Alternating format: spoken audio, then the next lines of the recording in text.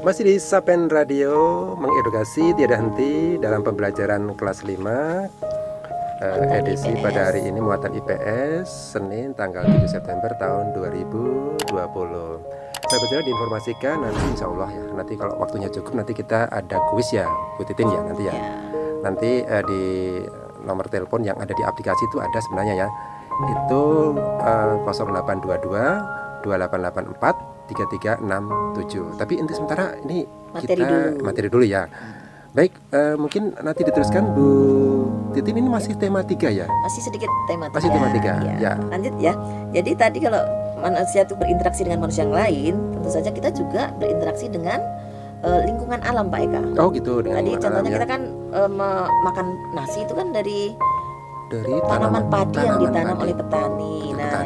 Itu adalah salah satu contoh interaksi manusia dengan alam, karena memanfaatkan lingkungan alam berupa sawah, kemudian ada tanaman padi dan sebagainya. Termasuk kita kalau bangun rumah yang betul ya, kayunya ambil dari hutan ya, dari kebun gitu. Berarti interaksi dengan alam. Kemudian nelayan itu juga berinteraksi dengan alam, mencari ikan di laut ya. Memelihara hewan ternak juga berinteraksi dengan lingkungan tentu saja. Jadi hewan itu pun termasuk lingkungan ya. Belum lagi makanannya. Makanannya ya betul. Jadi rumput ya untuk hewan ya. Untuk sapi betul. Bukan untuk yang punya tentu saja. Waduh, nanti kalau nanti dimakan yang punya nanti BAB-nya jadi beda nanti. Terus gimana Bu Titin untuk yang interaksi dengan alam ya? Ini juga dikelompokkan menjadi 2, Pak. Oh, ada dua ya. Yang pertama adalah interaksi manusia dalam rangka menyesuaikan diri atau beradaptasi dengan lingkungan. Jadi yang contohnya nih tadi ada nelayan kan ya. Nelayan itu untuk pergi melaut memperhatikan cuaca, Pak, atau memperhatikan angin. Oh gitu. Berarti ini ya Bu Titin, dia menyesuaikan dengan kondisi alam. Betul. Jadi kalau misalnya berlayar atau pergi melaut itu membutuhkan tenaga untuk mendorong ke laut. Selain dengan menggunakan mesin kan dengan angin kalau yang tidak bermesin ya. Oh gitu ya. Angin darat itu dari darat menuju ke laut itu yang dimanfaatkan nelayan untuk pergi melaut. Sebaliknya kalau kembali pulang menunggu terjadi angin laut sehingga nanti bisa kembali ke darat. Itu berarti tadi adaptasi ya, menyesuaikan ya dengan lingkungannya.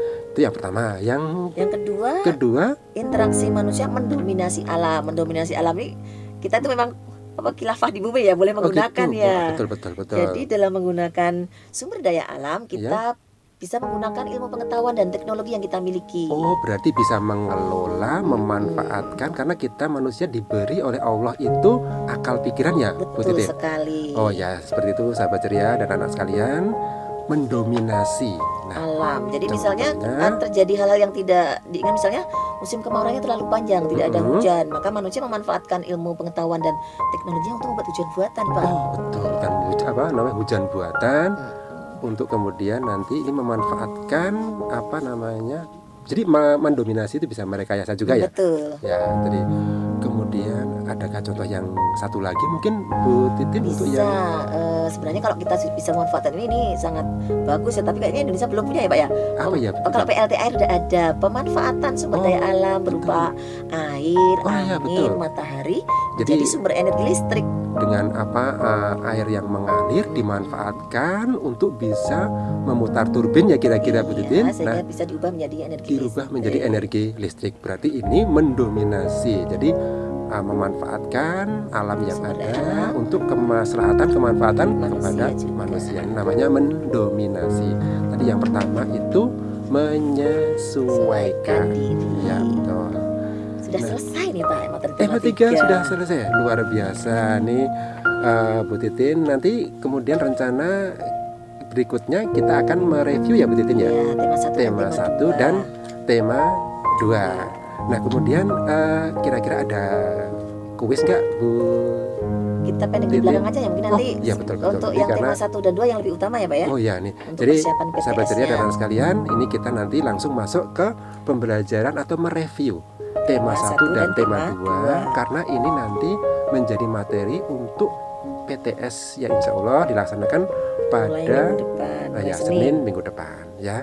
Nah kita mulai tema 1 atau tema 2 dulu Bu Titin? Tema 1 dulu. Tema 1 dulu. Tema 1 kira-kira tentang apa ya Titin ya? Tentang pengaruh letak astronomis dan geografis Letak astronomis dan terhadap geografis kehidupan sosial ekonomi terhadap masyarakat. kehidupan sosial ekonomi masyarakat. Monggo, Tentu saja silakan. kita akan mulai dengan letak astronomis dan geografis terlebih dahulu Letak ya Pak Eka astronomis. ya. Oh ya. Kayaknya anak-anak sudah tahu deh Pak Eka, kan ini Mereview. kemarin sudah disampaikan. ada di classroom Di ya classroom, materinya, ya. sudah ada soal-soalnya juga. Ya. Ya, tapi kita sampaikan lagi karena kan kalau baca itu sama melihat video pembelajaran kadang Beda. Ya, betul, coba betul. kita semoga berharapannya sekarang lebih memudahkan anak untuk memahami ya Pak ya. Oh, ya. Jadi, Baik, kita mulai dulu. Iya, Oke. untuk Letak astronomis dan geografis Indonesia. Letak astronomis itu adalah letak suatu tempat berdasarkan garis lintang dan garis bujur. garis lintang dan garis bujur. Sebentar Bu Titin, berarti garis lintang itu Garis khayal, garis yang- khayal. Heeh. Berarti nggak ada ya Bu Titin? Nggak ada. Kalau Kalau kita kita lihat keliling di buku dunia, nggak ada ya? dilihat nggak ketemu ya garis lintang, Iya. garis bujur. Mau cari kemana pun tidak ada itu. Nggak ada. Adanya cuma di Khayalan manusia di berarti ilmu di peta ya. Dia tuh Iya, semacam betul sekali, garis di peta. untuk membantu di peta, di gadget, di Google Map itu ya mungkin ya Bu Titin ya. Iya. Untuk nanti Melihat satu nah, tempat. melihat suatu tempat, menentukan suatu tempat, itu namanya tadi garis Garis lintang lintang dan garis bujur. garis bujur. Bedanya apa itu Pak? Kalau Bedanya apa garis- Bu Titin? Garis lintang itu yang membagi bumi Heeh. menjadi belahan utara dan belahan selatan. Utara dan selatan. Jadi kalau di globe Ya. atau di peta itu, kalau di globe yang paling di gampang globe dilihat ya, di globe itu itu mendatar, mendatar. Oh, melingkari bumi melingkari. secara globe secara mendatar, oh sehingga ya, bumi terbagi bagian utara dan bagian bagian selatan. utara dan bagian selatan. Berarti Sedangkan- kalau yang utara tuh yang ada kutub utara ya Bu Titin ya. iya, Yang selatan ya ada kutub selatan. Berarti dia dipisahkan oleh garis garis 0 derajat lintang itu adalah disebut garis katulistiwa. Oh, itu anak sekalian. Jadi garis lintang itu yang 0 derajat itu adalah garis katulistiwa, yang garis yang dilewati oleh ini ya matahari ya Bu Titin Iya, ya. betul. Ya. Dan membagi bumi itu menjadi dua bagian, utara dan Selatan. selatan.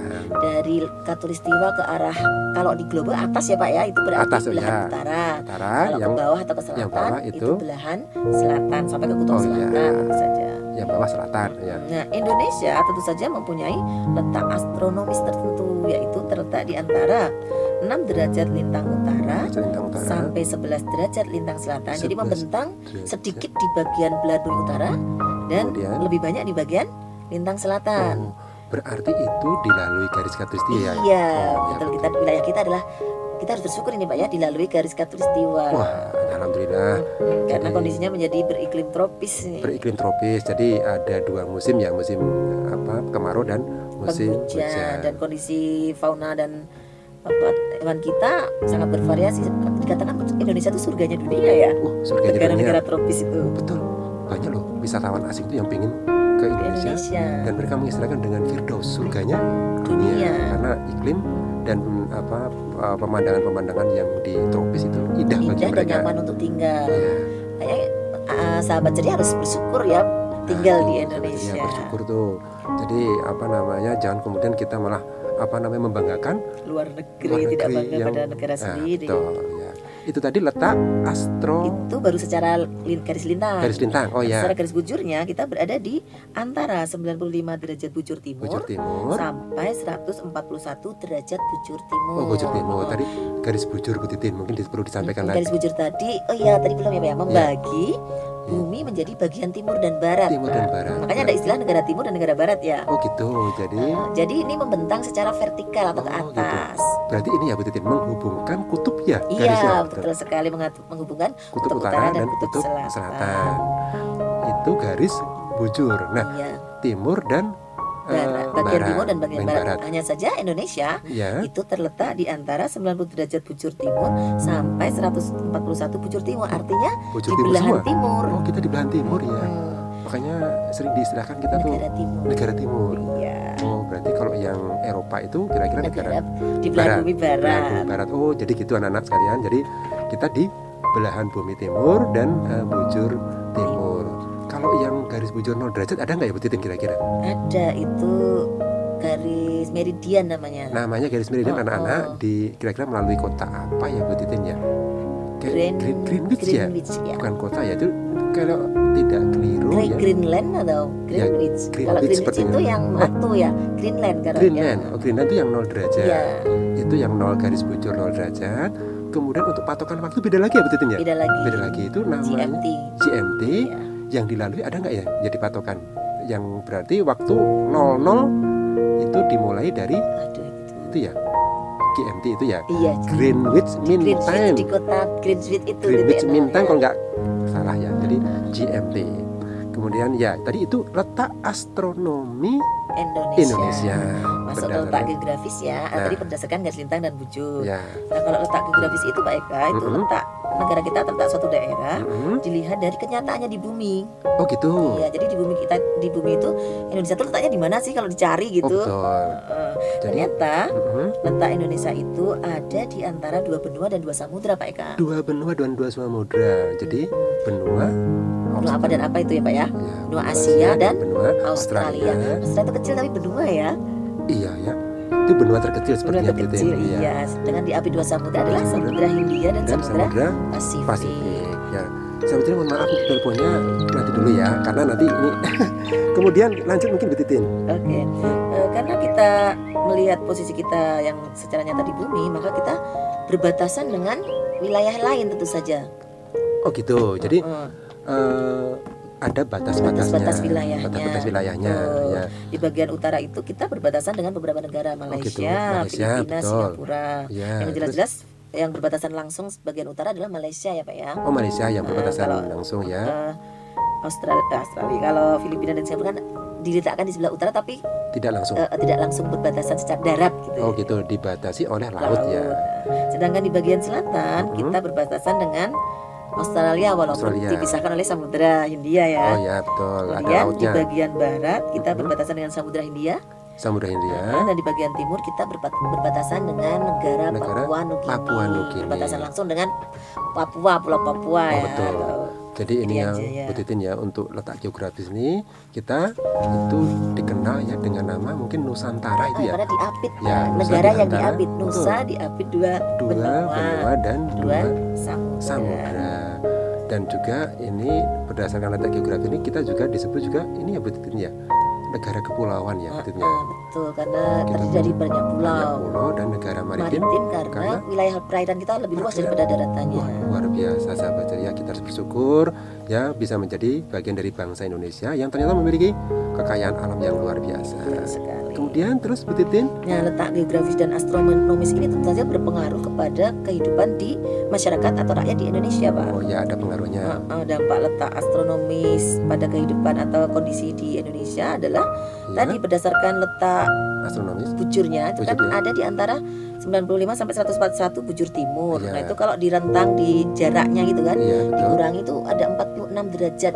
46 derajat. Nah, berdasarkan ketentuan waktu yang disepakati internasional, setiap 15 derajat itu kan 1 jam selisihnya. Oh, jadi itu sahabat ceria. Jadi di Indonesia ada 3 daerah waktu. Luar biasa. Ada waktu Indonesia Barat, Tengah dan Timur. Masing-masing antara Barat dan Tengah selisih 1 jam, Tengah dan Timur selisih 1 jam. Nah, kalau Barat sama Timur berarti selisih 2 jam. 2 jam itu sahabat ceria. Berarti kalau misalnya kamu telepon teman kamu yang ada di Papua, jangan kaget kalau misalnya jam.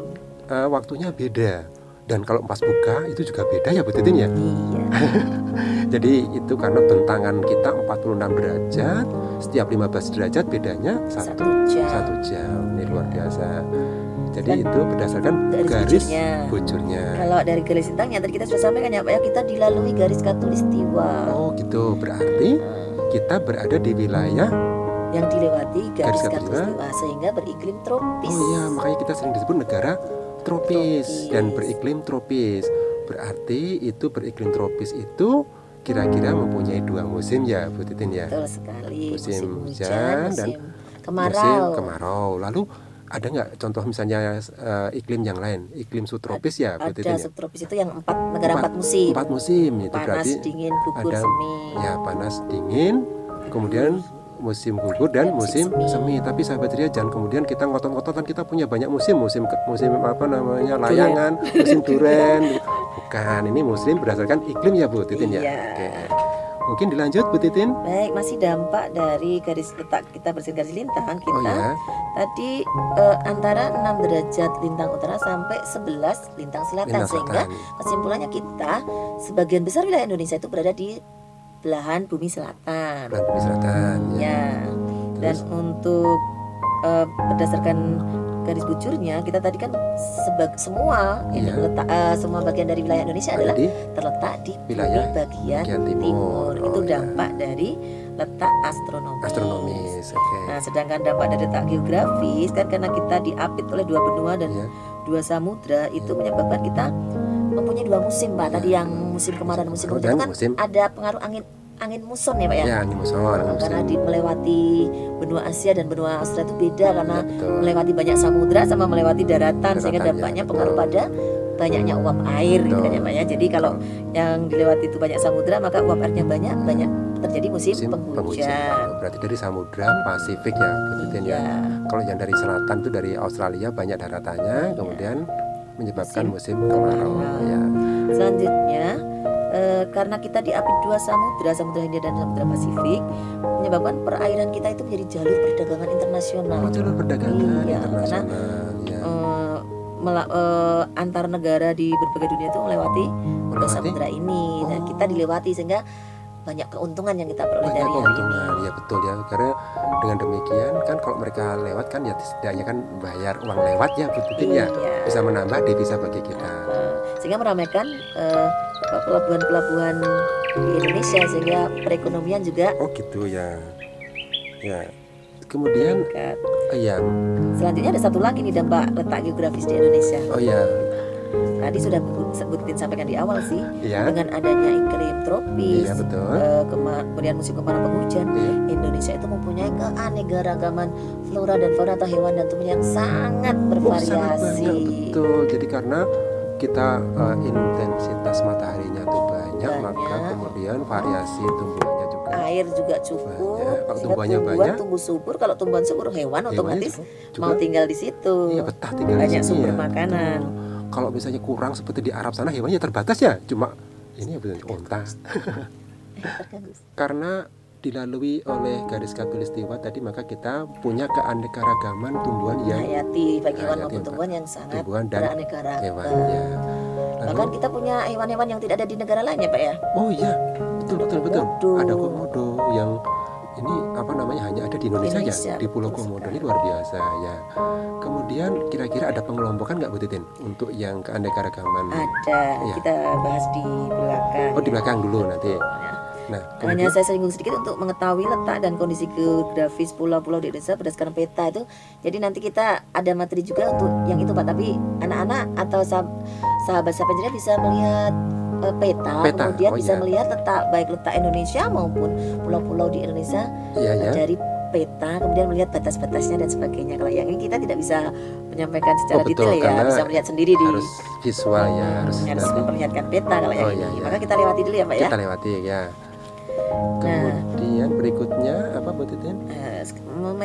Materi berikutnya itu langsung ke peta kepadatan penduduk, Pak. Peta kepadatan penduduk. Selain kita punya kekayaan dan keberagaman sumber daya alam, kita punya sumber daya manusia. Oh, sumber daya manusia. Mungkin diinformasikan kita jumlah penduduknya banyak nggak ya Bu Titin ya? Banyak sekali. Kita nomor berapa ya? Nomor 3 atau nomor 2 ya di dunia ya? Nomor 3 seperti Bu Titin ya.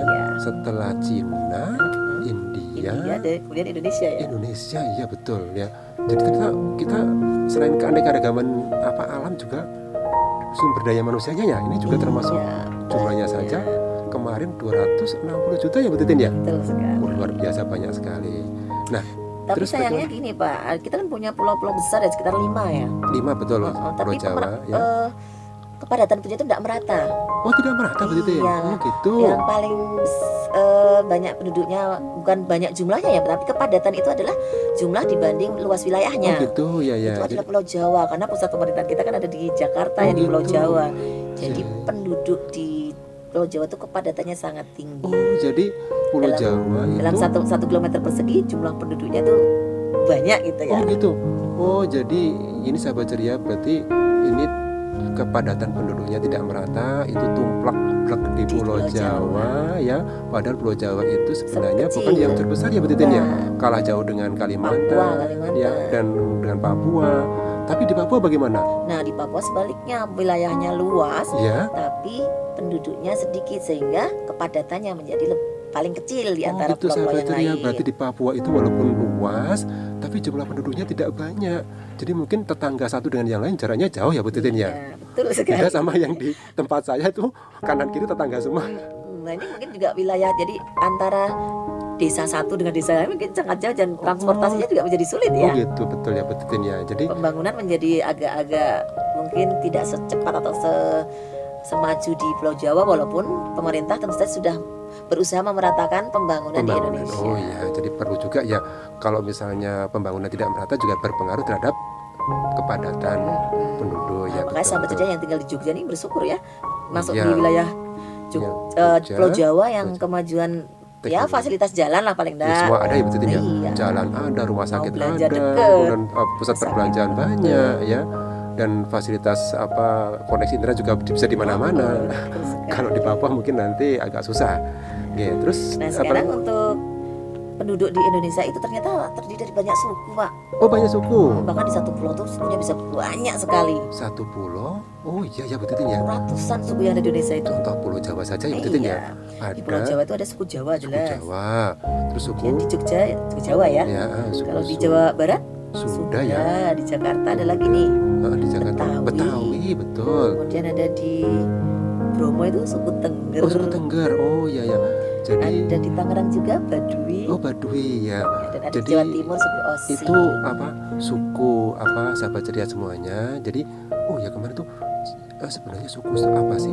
Kalau saya pernah baca ya sahabat ceria, suku itu yang punya bahasa yang beda. Jadi kalau bahasanya sudah mulai beda, itu berarti kemungkinan beda suku. Jadi kalau misalnya, tapi kalau masih sama, walaupun logatnya beda, tapi kalau masih sama, itu masih satu suku ya Bu. Kita sama Banyumas walaupun beda logat, tapi sama suku Jawa ya. Suku Jawa ya betul. Jadi kalau itu hanya beda logat, tapi bahasanya sama ya betul ya. Oh ya, itu suku. Itu di Jawa tadi ada banyak. Berarti kalau di Indonesia kira-kira ratusan ada. Ratusan ya. Jadi 400-an apa ya? Iya.